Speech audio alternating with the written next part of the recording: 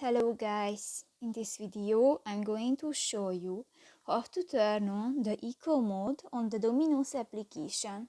But first of all, I just want to mention, please don't forget to subscribe to our channel, because at 100,000 subscribers we are going to show you our YouTube revenue statistics and growth strategy, how to make money online.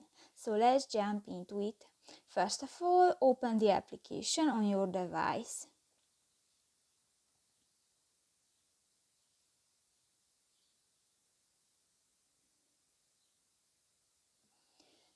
Click to the settings icon at the upper right corner of the screen, and in the settings section you can find the first option, the eco mode, and if you want to enable, just click to the next square icon and new this function is enabled. So that's pretty much it for this video guys. See you in the next one. Bye bye.